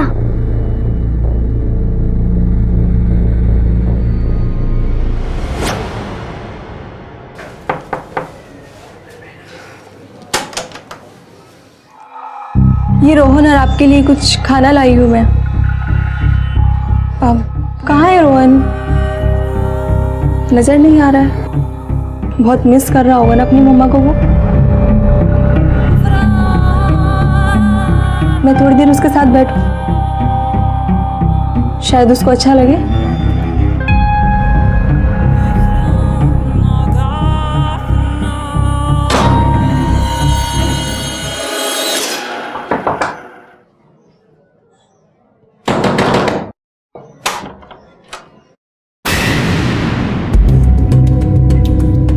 प्रहलाद जी हाँ, अंदर है।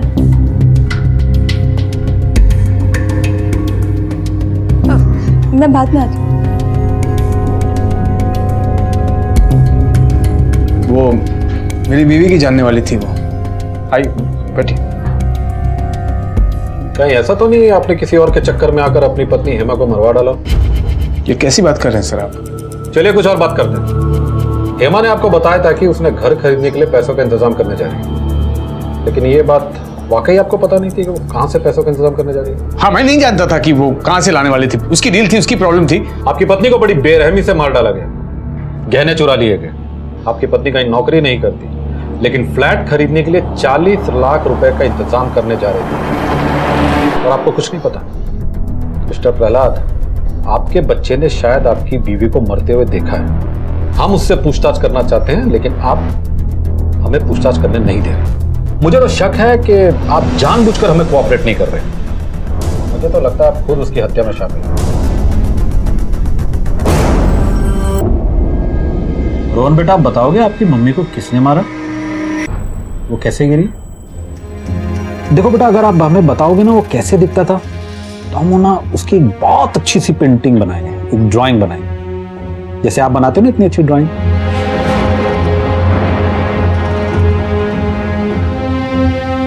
ये मम्मा और मेरा सीक्रेट है। सीक्रेट?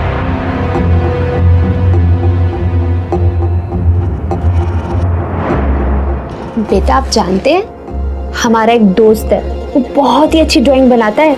आपकी मम्मा को जिसने मारा ना, वो उसकी भी ड्राइंग बना सकता है। आप बताइए वो कैसा दिखता है?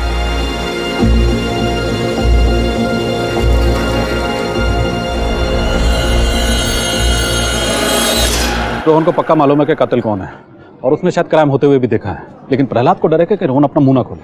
अरे इंस्पेक्टर साहब, आप लोग फिर आ गए? अरे कब तक हमारी सोसाइटी के चक्कर लगाते रहेंगे? आप लोगों के बार बार आने जाने की वजह से मेरी सोसाइटी की रेपुटेशन खराब हो रही है। लोग तरह तरह की बातें कर रहे हैं। आप लोगों के डर की वजह से छोटे बच्चे नीचे खेलने तक नहीं आ सकते। देखिए, आपकी जो भी इन्वेस्टिगेशन है आप जल्दी से जल्दी खत्म कीजिए और यहाँ आना जाना बंद कीजिए। हम तब तक यहाँ आते रहेंगे जब तक हमारी इन्वेस्टिगेशन पूरी नहीं हो जाती। हाँ तो ठीक है, आइए, लेकिन अपने आने जाने का टाइम फिक्स कर लीजिए। बिना वजह और बिना टाइम पर आकर लोगों को डिस्टर्ब मत कीजिए। लोगों की लाइफ से डिस्टर्बेंस को दूर करना ही हमारी जिम्मेदारी है। And if you don't mind, आप हमें हमारा काम करने देंगी?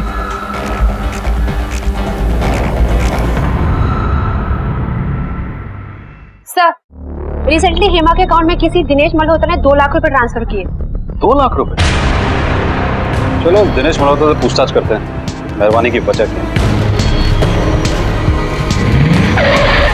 हेमा आपके बहुत ही करीबी दोस्त थी?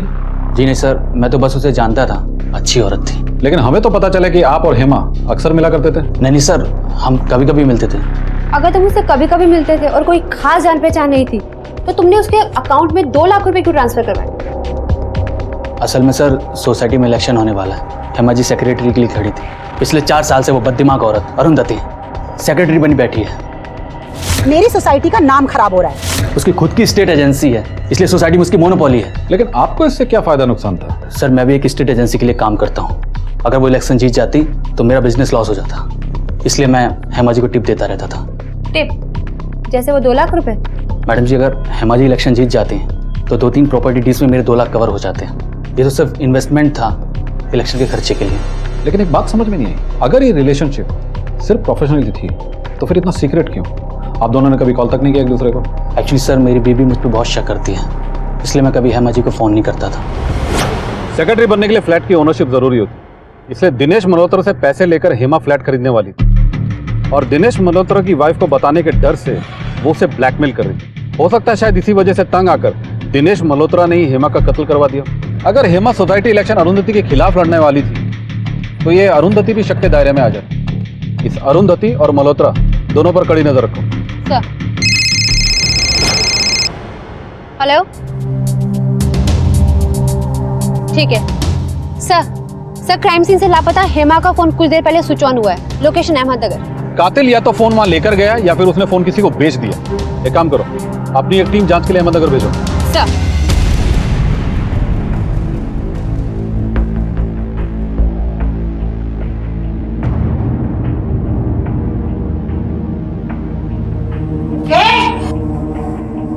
तू यहाँ क्या कर रही है? मैं काय नव्हती करत इथे, खरंच काय भी नव्हती करत। अच्छा, फाइल चुराने आई? हाँ? नहीं मैम साहब। कान पकड़ के बुलाओ अभी पुलिस को। कान पकड़। नको। निकल अभी फटाफट यहाँ से। कौन?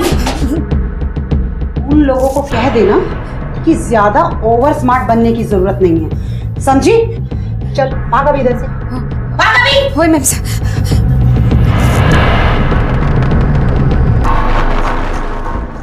मम्मी, जो आपने सीक्रेट बोला था मैं वो किसी को नहीं बताऊंगा,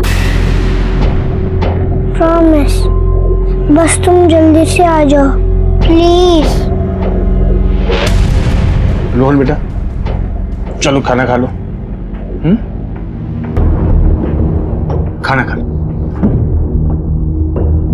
रोहन, पापा अपने हाथ से खिला रहे हैं ना, खा लो बेटा। बेटा बेटा रोहन। हाँ मैम साहब, वो अरुंधति मैम साहब है ना, हमारी हेमा मैम के बारे में ना हमेशा ही उल्टा सीधा बोलती थी। उसे तो मैं ऐसे हराऊंगी कि किसी को मुंह दिखाने लायक नहीं रहेगी। उसे मजा मैं अच्छे से चखाऊंगी। अरे औकात है उसकी मेरे खिलाफ इलेक्शन में खड़े होने की। देखो जरा कि क्या करती हूँ मैं। अरुंधति जरा तीखा बोलती है, हुक्म चलाने की आदत है उसकी, लेकिन 4 साल से वही इलेक्शन जीतते आ रही है। मैडम, हेमा को सभी लोग पसंद करते थे। उसे सिर्फ पैसे या पोस्ट का कोई लालच नहीं था। वो तो सोसाइटी के लिए कुछ करना चाहती थी। अरुंधति जैसी नहीं, पॉलिटिक्स करती थी वो। सर, अरुंधति ने रिसेंटली स्टेट एजेंसी शुरू की है, घर में ही ऑफिस बनाया है और अच्छा खासा बिजनेस भी चल रहा है। मतलब अगर हेमा ये इलेक्शन जीत जाती तो अरुंधति को बहुत बड़ा नुकसान था। तो क्या सोसाइटी के इलेक्शन से इतना फर्क पड़ता है? प्रेरणा, सोसाइटी इलेक्शन के पीछे केवल 2 पार्टियों के रियल एस्टेट कमीशन का फायदा नहीं, बल्कि मुझे तो लगता है कि इसके पीछे और भी कोई बहुत बड़ी बात है। और यहाँ पर सबसे बड़ा मामला तो हेमा के फ्लैट खरीदने का है। अरे सर, पर मैंने किया क्या है? आपने अपनी खुद की स्टेट एजेंसी नहीं खोली? हाँ खोली है। तो ये कि आपने अपने सेक्रेटरी होने का पूरा फायदा उठाया अपने बिजनेस के लिए। अगर आप अगला इलेक्शन हेमा के खिलाफ हार जाती तो आपका डबल नुकसान था। बिना हमारी परमिशन के शहर से बाहर मत जाइएगा।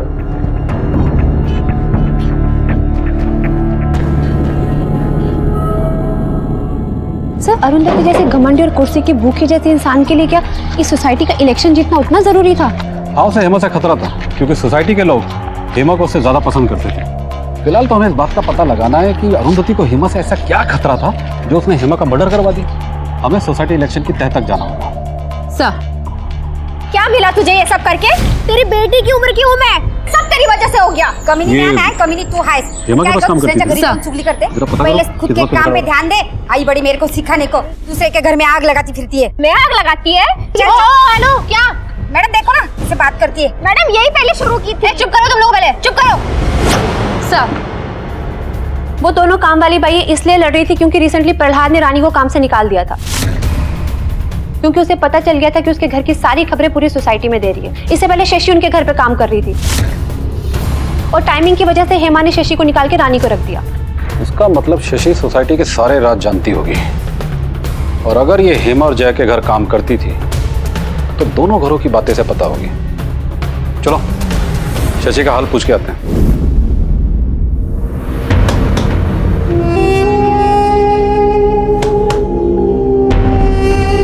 रोहन बेटा। आंटी, मम्मा है क्या? रोहन, रोहन बेटा।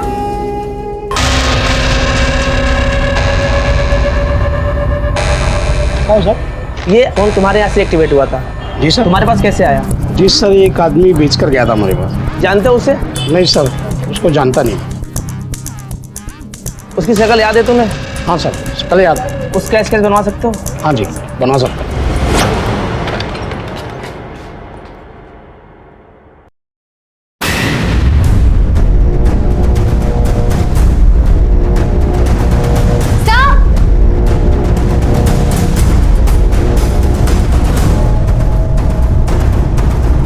कहीं इसे रानी ने तो नहीं मारा? कल दोनों हमारे सामने झगड़ा कर रहे थे। बॉडी को पोस्टमार्टम के लिए भिजवा। हाँ जल्दी। शशि। आप कौन? मैं इसका पति हूँ सर। कुछ मालूम है शशि को किसने मारा होगा? नहीं सर। प्रेरणा, रानी से पूछताछ करो। सर, मैं सच्ची बोली है मैम साहब। हाय शपथ, मैंने कुछ नहीं किया मैम साहब। आपको यकीन नहीं है तो वो 5 नंबर वाली नीला भाभी को पूछ लो। मैम साहब, उनके घर मेहमान आए थे, मैं अभी आई वहाँ से। पति किधर है तेरा? वो बाजू वाली बिल्डिंग में मैम साहब काम चालू है, वही है जहाँ तू काम कर रही थी नीला के घर पे। चल उसका नंबर दे। सर, मुझे हेमा और शशि की मर्डर का कुछ कनेक्शन लगता है। हो सकता है। हेमा की इंफॉर्मेशन निकालने के लिए हम शशि के घर गए, लेकिन हमारे पहुंचने से पहले ही शशि को मार दिया गया। लगता है कातिल हमारे आसपास ही है। हमारी हर मूवमेंट इन्वेस्टिगेशन पर नजर रखे हुए अपनी चालें चल रहा है। सर, गोपाल ने पेपर भेजा है। उसने बताया है कि चिंतन सोसाइटी के रिडेवलपमेंट के लिए मीटिंग हुई है। ये रीडेवलपमेंट की बात तो अभी तक हमें किसी ने बताई नहीं।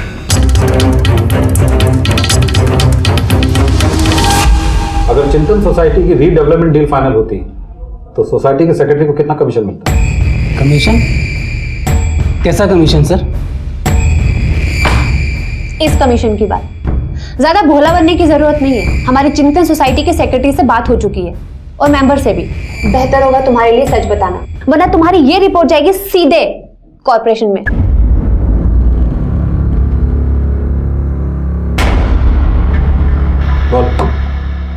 यहाँ बताया गया, थाने चलकर बताएगा। अब 6 से 8 करोड़।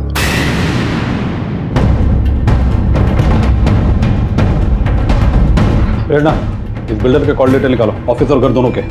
सर यकीन नहीं होता कि मामूली सी सोसाइटी में रीडेवलपमेंट का 6 से 8 करोड़ का कमीशन। इसका मतलब ये कमीशन ही हेमा के सेक्रेटरी बनने की एक वजह थी। इन पैसों से उसे जया को फ्लैट के पैसे चुकाने थे, लेकिन अरुंधति को अपनी कुर्सी खोने का डर और लालच इतना बढ़ गया कि उसने हेमा को रास्ते से हटा दिया। लगता है प्रेरणा, मुजरिम को हथकड़ी पहनाने का वक्त आ गया। ये बात सही है सर कि मैं सेक्रेटरी की पोस्ट नहीं खोना चाहती थी, क्योंकि रीडेवलपमेंट के टाइम पर सेक्रेटरी का बहुत बड़ा रोल होता है। और हेमा, अभी 4 दिन हुए थे उसे आए हुए और वो मेरे खिलाफ इलेक्शन लड़ने के लिए खड़ी हो रही थी। सोसाइटी वालों ने उसे बहुत सर पे चढ़ा के रखा था, लेकिन मैं जानती थी कि वो फ्लैट लेना अफोर्ड नहीं कर पाएगी और डिस्क्वालीफाइड हो जाएगी। पता नहीं कहां से उसने अचानक एकदम से फ्लैट ही खरीद लिया। इसलिए तुमने उसे अपने रास्ते से हटा दिया? नहीं सर, मैं किसी को मारने के बारे में सोच भी नहीं सकती, लेकिन हाँ, मुझसे ज्यादा फायदा तो जया और कमलेश को था। वो लोग ही उसको सेक्रेटरी बनाना चाहते थे। तो अब उन लोगों से जाकर पूछिए ना। तो तुम लोगों ने हेमा को फ्लैट बेचा? नहीं, वो हमने इस पूरे डॉक्यूमेंट में एक भी पैसे का लेन देन नहीं है, तो क्या फ्लैट फ्री में बेचा? बताओ। हमने फ्लैट उसे फ्री में नहीं बेचा सर, वो हमारे रिश्ते में थी, इसलिए उसने कहा कि वो पैसे बाद में देगी। वो हम लोगों की अंडरस्टैंडिंग थी। झूठ। हेमा कहां से पैसे लाकर देने वाली थी और तुम लोगों की क्या अंडरस्टैंडिंग थी, ये बताओ। देखो जया, हमारे पास पूछने के और भी बहुत से तरीके हैं जो शायद तुम्हें पसंद नहीं आएंगे। वैसे पुलिस वालों की मार हर कोई बर्दाश्त नहीं कर सकता है।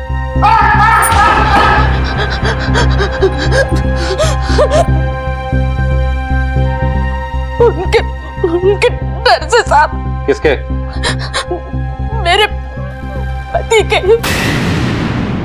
साहब, वो बहुत गुस्से वाले हैं साहब। उनके गुस्से के डर से ऐसा क्या किया तुमने? सोसाइटी जब रीडेवलपमेंट का प्रपोजल आया, मेरे पति कमलेश को पता था कि बिल्डर प्रोजेक्ट पाने के लिए सेक्रेटरी को कमीशन देगा, तो हर फ्लैट सेल और रेंट का डील करने के टाइम हमें कमीशन मिलेगा। अगर कोई सेक्रेटरी अपना आदमी हो तो हर तरफ से पैसे आ सकते हैं। और हेमा हमारा फ्लैट खरीदना चाहती थी। वो मुझे बार बार बोलती थी कि भाभी ये फ्लैट मुझे बेच दो करके, लेकिन उसके पास पैसे नहीं थे। हेमा की सोसाइटी में अच्छी पकड़ थी सब लोग उसे पसंद करने लगे थे। हेमा और जया की भी अच्छी बनती थी। झगड़ा था तो सिर्फ मेरे और प्रहलाद के बीच में। हेमा ने कई बार जया को बोला कि वो फ्लैट जो भाड़े से रहने के लिए हम लोग ने उनको दिया है वो हम बेच दें। जया ने मुझे एक प्लान बताया साहब। उसने मुझे कहा कि अगर हम किसी तरीके से वो फ्लैट के कागज हेमा के नाम कर देते हैं तो वो सोसाइटी का इलेक्शन लड़ लेगी। तब हमने मल्होत्रा के हाथ हेमा को पैसे दिलवाए। हमने सोचा वो जीत गई तो हम जीत जाएंगे। जिंदगी में पहली बार उसने दिमाग की बात की थी और जीत भी जाती साहब। उसकी पोस्ट का फायदा हम लोग उठाने वाले थे।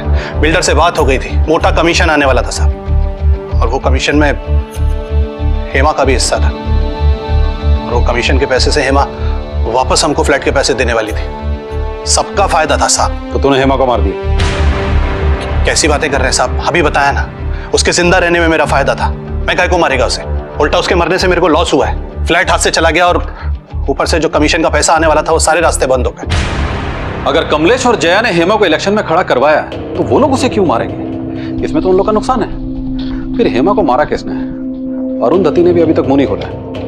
सर ये उस आदमी का स्केच है जिसने हेमा का मोबाइल बेचा था अहमदनगर में, और इसके मोबाइल की लास्ट लोकेशन शशि के घर में एक्टिव थी जब उसका मर्डर हुआ, और हेमा के मर्डर के वक्त भी इसका मोबाइल लोकेशन पे ही एक्टिव था। ग्रेट जॉब प्रेरणा, ये आदमी किसी भी कीमत में मुझे चाहिए। सर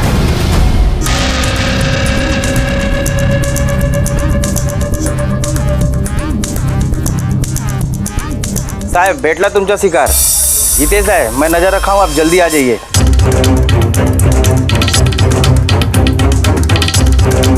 गोपाल सर, सुनीता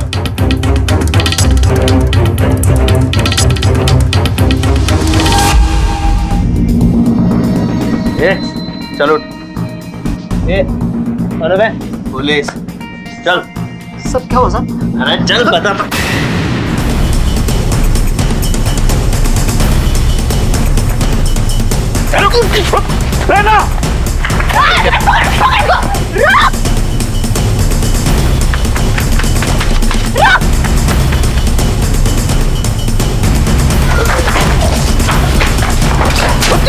पापा मुझे नीचे उतारो प्लीज। पापा प्लीज मुझे नीचे उतारो, प्लीज पापा नीचे उतारो ना। बेटा मुझे बताओ तुम्हारा और मम्मी का क्या सीक्रेट है? पापा नीचे उतारो ना। पहले बता क्या देखा तुमने? पापा नीचे उतारो ना। हमने तुझे किसी शॉप में नहीं पकड़ा है। तेरे खिलाफ सबूत है, फोन लोकेशन, कॉल रिकॉर्ड्स, गवाह, सारे सबूत। तो बता तूने अपनी माँ को क्यों मारा? सब बता दो सब। ए जा मस्त पे की चिकन लेके आ। अरे पैसे किधर है? अरे जब देखो पैसा पैसा। ये ले अंगूठी, जा बेच के चिकन लेके आ। क्या रे विक्रम? हाँ? ये अंगूठी तो हेमा मैम साहब की लगती है। कहीं तूने तो? ये आई तू पण ना काय पण बोलत असते। जा जा लवकर घेऊन ये चिकन, चल टाइम पास करू। ए विक्रम, आज तक तूने उल्टे सीधे सब काम किए, लेकिन अभी तू खून भी करेगा। विक्रम मैं अभी पुलिस के पास जाती हूँ। आई छोड़। मुझे डर लग रहा है पापा, प्लीज नीचे उतारो ना। मैं नीचे आना चाहता हूँ।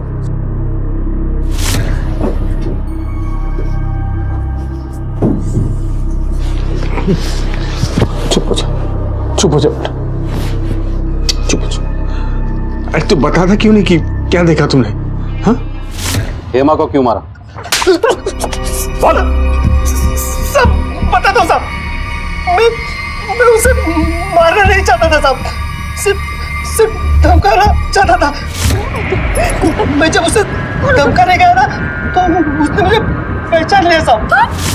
मेरी माँ उसके घर में काम करती थी साहब, तो वो चिल्लाने लगी साहब। सब तो मैं डर गया साहब, इसलिए गुस्से में आकर मैंने उसको मार दिया साहब। मम्मी उठा। मम्मा ने मुझसे कहा था कि मैं किसी को भी किलर अंकल के बारे में ना बताऊं, नहीं तो वो मुझे भी मार देंगे।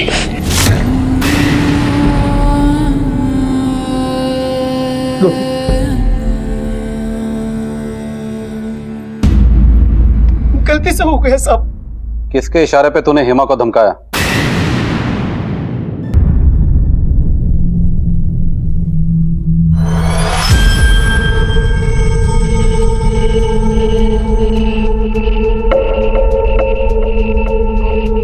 हेमा से हमारी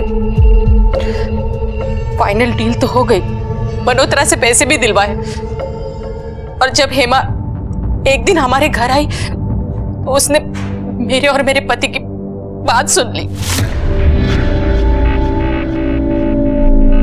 जिंदगी में पहली बार होशियारी का काम किया है तूने। 40 लाख का फ्लैट देकर करोड़ों की डील अपने नाम की है, लेकिन एक बात ध्यान रख, अगर कुछ भी गड़बड़ हुई तो मुझसे बुरा कोई नहीं होगा।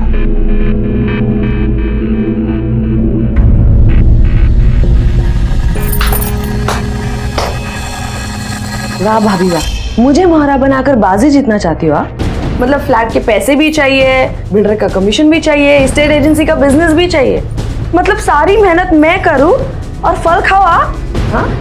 उस फ्लैट का मैं आपको एक पैसा भी नहीं दूंगी, ऊपर से हर डील में मेरा भी हिस्सा होगा। लालच के दलदल में खुद ही गिर चुके हो, इसलिए अब से सब कुछ 50-50 होगा, वरना फ्लैट के पैसे तो आपको मिलेंगे ही नहीं, ऊपर से पूरी सोसाइटी के सामने आपकी पोल खोल के रख दूंगी मैं, समझी? हेमा के बदलते रवैये से मैं बहुत घबरा गई। वो लगभग मुझे ब्लैकमेल कर रही थी। मुझे लगा अगर ये बात मेरे पति को पता चल जाती तो वो मुझे जान से मार डालते। इतने बड़े पैसे की डील मेरे वजह से नुकसान में चली जाती, वो फ्लैट चला जाता। इसलिए तुमने हेमा को मरवा दिया? ऐसा मैंने ऐसा नहीं किया। विक्रम हमारी कस्टडी में, वो सब सच बता चुका है, झूठ बोलने से कोई फायदा नहीं। हाँ, मैंने विक्रम को फोन किया, वो थोड़ा टपोरी टाइप है, मैं जानती थी कि वो पैसे के लिए कुछ भी करेगा। मैंने उसे कहा कि हेमा को धमकाए करके। मुझे नहीं पता उसने हेमा को क्यों मारा साहब, मुझे नहीं पता साहब।